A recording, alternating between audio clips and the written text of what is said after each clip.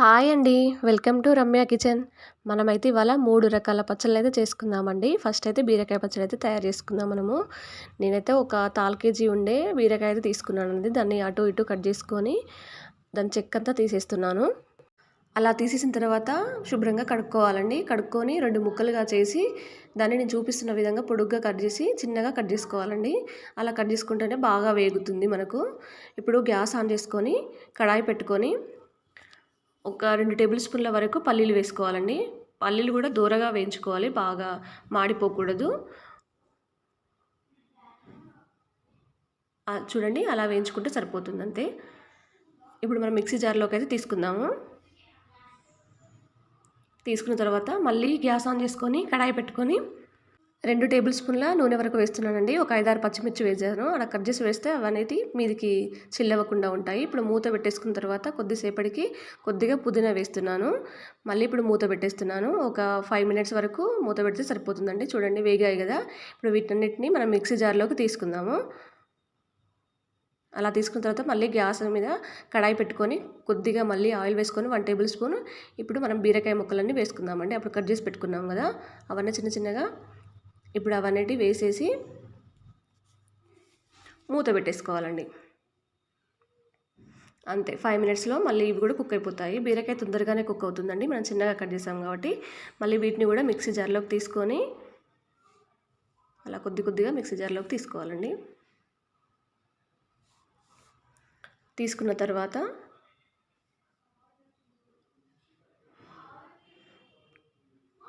నేనైతే ఒక 7-8 వరకు వెల్లుల్లి రెబ్బలు వేస్తున్నాను. అలాగే ఒక నిమ్మకాయ సైజ్ అంతా చింతపండు వేసుకుంటున్నాను. ఒక 1 టేబుల్ స్పూన్ జీలకర్ర వేసుకుంటున్నానండి. అలాగే 1 టేబుల్ స్పూన్ ఉప్పు కూడా వేసుకుంటున్నాను నేను. అవన్నీ వేసుకొని మిక్సీ పట్టుకోవాలండి. బరకగానే పట్టుకోవాలి, మెత్తగా పట్టుకోకూడదు. ఇప్పుడు దీన్ని అంతా ఒక బౌల్లోకి తీసుకుందాం మనము. దీనికి పోపుకు కావాల్సినవి పెట్టుకుందాం. ఇప్పుడు 2 టేబుల్ స్పూన్ల నూనె వేసుకొని ఇప్పుడు పోపు దినుసులు వేసుకుందామండి. కొద్దిగా శనగపప్పు, కొద్దిగా ఆవాలు, కొద్దిగా జీలకర్ర వేసుకుంటున్నాను నేను. అవన్నీ కొద్దిగా వేగాలి. వేగిన తర్వాత 2 రెమ్మలు కరివేపాకు అయితే వేసుకుంటున్నానండి చివరిలో నేను. ఆ కరివేపాకు అనేది వేగిన తర్వాత కొద్దిగా 1/2 టీ స్పూన్ వరకు పసుపు వేసుకుంటున్నాను. పసుపు కూడా నూనెలో వేగాలండి, పోపులో బాగా. ఇప్పుడు ఇది వేగిన తర్వాత మనము పచ్చళ్ళలో కలుపుకుందామండి. వేడిగా ఉన్నప్పుడే పచ్చళ్ళలో కలుపుకోవాలండి, చల్లారిన తర్వాత కలుపుకోవద్దు. పోపు అనేది బాగా కలుపుకోవాలండి. దాంట్లో కలుపుకున్న అంతే, బీరకాయ చట్నీ అనేది తయారైపోయిందండి. వేడి వేడి అన్నంలోకైనా, చపాతీలోకైనా, దోశలోకైనా చాలా బాగుంటుందండి. ఇప్పుడు మనం ముల్లంగి చట్నీ ఎలా తయారు చేయాలో చూసుకుందాము. ఇప్పుడు నేనైతే 4 ముల్లంగిలు అయితే తీసుకున్నానండి. చూడండి, అవన్నీ అలా కట్ చేసుకోవాలండి. వాటిని ఆకులు ఉన్నాయి కదా, ఆకులు అనేటివి మనం కట్ చేసి పెట్టుకుందాము. అవి ఆకులు అనేది కట్ చేసిన తర్వాత మనం ఇప్పుడు బీరకాయ ఎలా చెక్కు తీసామో దీన్ని కూడా అలా చెక్కు తీసుకోవాలండి. ఎందుకంటే ఇది భూమిలో ఉంటుంది కదా, అంత మన్నుగా ఉంటుంది. దాని చెక్కు తీసుకొని మళ్ళీ అంతా కడుక్కొని చిన్న చిన్న ముక్కలుగా ఇలా కట్ చేసుకోవాలండి. ఇలా కట్ చేసుకున్న తర్వాత గ్యాస్ ఆన్ చేసుకొని కడాయి పెట్టుకొని అలాగే 2 టేబుల్ స్పూన్ల పల్లీలు వేసుకుందామండి. దీంట్లో కూడా వేసుకున్న తర్వాత కొద్దిగా వేగాలి. వేగిన తర్వాత 2 టేబుల్ స్పూన్ల నేను శనగపప్పు వేసుకుంటున్నానండి. మీరు కావాలంటే ఆయిల్లో వేపుకోవచ్చు. నేను ఆయిల్ ఎక్కువ ఎందుకు అనేసి నేను ఇందులో వేపుతున్నాను. సిమ్లో పెట్టుకొని దూరగా వేయించుకోవాలండి. ఫుల్లో పెట్టుకుంటే మాడిపోతుంది. చూడండి ఎలా ఉన్నాయో. ఇవి కొద్దిగా వేగిన తర్వాత ఒక 7-8 వరకు నేను ఎండుమిర్చి వేసుకుంటున్నానండి. అలా చుంచుకొని వేసుకోవాలి. అవి గింజలు అనేది బయటకు వచ్చి కూడా చాలా టేస్ట్గా ఉంటుంది. మనము మిరపకాయలు ఎండుమిర్చి కదా, ఘాటు వస్తుంది, అందుకని కొద్దిగా దూరగా వేయించాలి. అలా దూరగా వేయించిన తర్వాత చూసుకుంటూ ఉండాలి. మేము ఇప్పుడు మిక్సీ జార్లోకి తీసుకుందామండి. కొద్దిగా మిక్సీ జార్లోకి తీసుకొని మళ్ళీ కడాయి పెట్టుకొని ఒక 1 టేబుల్ స్పూన్ వరకు ధనియాలు వేసుకోండి. మీరు కావాలంటే అందులోనే వేయించుకోవచ్చు. నేను అది ఘాటు వస్తుందనేసి తీసేసాను. వీటిని కూడా స్లోగా పెట్టుకొని వేయించుకోవాలండి. ఇప్పుడు అందులో కలిపేసుకుందాం మనము. ఇప్పుడు మళ్ళీ గ్యాస్ ఆన్ చేసుకొని అదే కడాయి పెట్టుకొని ఒక 2 టేబుల్ స్పూన్ల వరకు ఆయిల్ వేసుకుందామండి. అలాగే ఒక ఆనియన్ నేను ఇట్లా పొడుగా కట్ చేసుకున్నాను. అలా వేసేసుకొని కొద్దిగా కచ్చపచ్చగా వేగాలండి.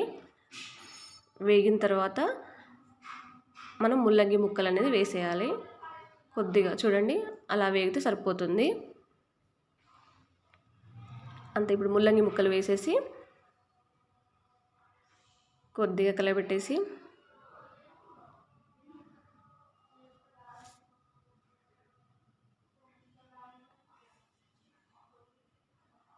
సిమ్లో పెట్టుకొని పెంచుకోవాలండి. ముల్లంగి అనేది బాగా వేగాలి. కొద్దిగా చిటికెడంత పసుపు వేసి మనం మూత పెట్టేసుకోవాలండి. ముల్లంగి వేగితేనే బాగా టేస్ట్ వస్తుంది పచ్చడి అనేది.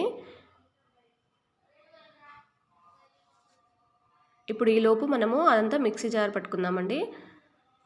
చూడండి ఇలా పౌడర్ లాగా అయిందో. ఇప్పుడు దీంట్లో ముల్లంగి వేగిన తర్వాత చల్లారిన తర్వాత మనం మిక్సీ జార్లో వేసుకోవాలండి. చూడండి అలా వేగాలి అది. నిమ్మకాయ సైజంత చింతపండు, అలాగే ఒక టీ గ్లాస్ వరకు నేను వాటర్ వేసుకుంటున్నానండి. మీకు కొంచెం 2 రోజుల వరకు ఉండాలంటే వేసుకోవద్దు. నేను 1 టేబుల్ స్పూన్ వరకు సాల్ట్ వేసుకుంటున్నాను. ఇప్పుడు మిక్సీ పట్టుకున్నానండి. కొంచెం బరకగానే పట్టుకోండి. ఇప్పుడు అదంతా ఒక జార్లోకి తీసుకొని మళ్ళీ పోపుకు కావాల్సింది పెట్టుకొని ఒక 2 టేబుల్ స్పూన్ల వరకు ఆయిల్ వేసుకున్నానండి నేను. వేసుకొని శనగపప్పు, ఆవాలు, జీలకర్ర 3 కలిపి వేస్తున్నానండి. అవి కొద్దిగా వేగనివ్వండి. మీరు అది ఎల్లిగడ్డ అనేది దంచి వేస్తున్నామండి. మీరు కావాలంటే మిక్సీ జార్లో కూడా వేసుకోవచ్చు, అందులోనే టేస్టే ఉంటుంది. కొద్దిగా 2 రెమ్మల వరకు నేను కరివేపాకు వేసుకుంటున్నాను. మేము పసుపు అందులో వేసాం కదా, ఇందులో వేయనవసరం లేదండి. అంతే, పోపులో కలిపేసుకోవడమే. ఇది దోశలోకైనా, అన్నంలోకైనా, చపాతీలోకైనా చాలా బాగుంటుందండి ముల్లంగి పచ్చడి. ఒకసారి అయితే టేస్ట్ చూడండి. ఇప్పుడు మనమైతే సోరకాయ పచ్చడి అయితే పెట్టుకుందామండి. నేనైతే 4 కేజీ వరకు సోరకాయలు తీసుకున్నాను. గ్యాస్ ఆన్ చేసుకొని కడాయి పెట్టుకొని 2 టేబుల్ స్పూన్ల వరకు శనగపప్పు వేసుకుంటున్నాను. అలాగే 2 టేబుల్ స్పూన్ల మినపప్పు కూడా వేసుకున్నానండి. అవి దోరగా వేయించుకోవాలి గ్యాస్ సిమ్లో పెట్టుకొని. ఇవి తొందరగా మాడిపోతాయండి. అలాగే 1 టేబుల్ స్పూన్ ధనియాలు కూడా వేసుకున్నాను నేను. చూడండి ఆ దోరగా వేయించుకొని మనం ఇప్పుడు మిక్సీ జార్లోకి తీసుకుందామండి. వేగిపోయాయి కదా, కొద్దిగా మిక్సీ జార్లోకి తీసుకొని మనం ఇప్పుడు గ్యాస్ ఆన్ చేసుకొని కడాయి పెట్టుకొని మళ్ళీ 1 టేబుల్ స్పూన్ ఆయిల్ అయితే వేసుకోవాలండి. వేసుకున్న తర్వాత ఒక 5-6 పచ్చిమిర్చి అయితే వేసుకుంటున్నాను నేను. అవి కొద్దిగా వేగిన తర్వాత మళ్ళీ కొద్దిగా పుదీనా వేసుకుంటున్నానండి. ఆ పుదీనా కూడా వేగేదాకా మనం మూత పెట్టేసుకుందాము. చూడండి వేగిపోయాయి కదా, ఇప్పుడు మిక్సీ జార్లోకి తీసుకుందాం. మనమంతా కొద్దిగా మిక్సీ జార్లోకి తీసుకొని మళ్ళీ గ్యాస్ ఆన్ చేసుకొని కడాయి పెట్టుకొని దీంట్లో సొరకాయ ముక్కలు అనేది వేసుకుందామండి. అలాగే ఒక టమాటా కూడా తీసుకోవాలి సొరకాయ పచ్చడిలోకి. టమాటా చిన్నగా కట్ చేసి పెట్టుకున్నాను నేను. ఒక 5 నిమిషాల వరకు మూత పెట్టేసుకుంటే సొరకాయ తొందరలోనే మగ్గుతుందండి. సొరకాయ కూడా మనం వాటర్ రాకుండా చూసుకోవాలి సొరకాయలో. ఇదంతా మిక్సీ జార్లోకి తీసుకొని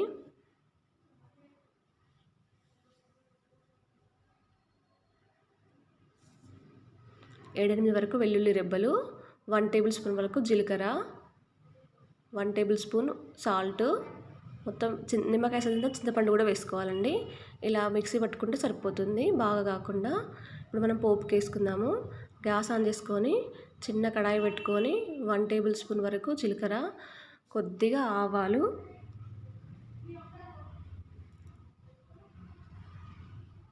ఒకటి ఎండుమిర్చి చుంచి వేసుకుంటున్నానండి.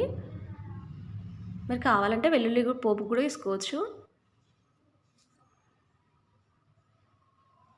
అలాగే 1/2 టీ స్పూన్ వరకు పసుపు, 2 రెమ్మలు కరివేపాకు కూడా వేసుకుంటున్నానండి.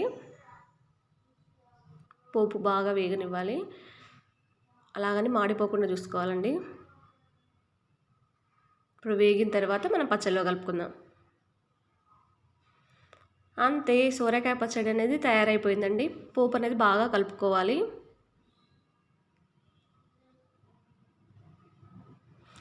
మీరు ట్రై చేసి నాకు కామెంట్ రూపంలో చెప్పండి ఎలా ఉందో. 3 రకాల పచ్చళ్ళు సబ్స్క్రైబ్ చేయడం మాత్రం మర్చిపోకండి.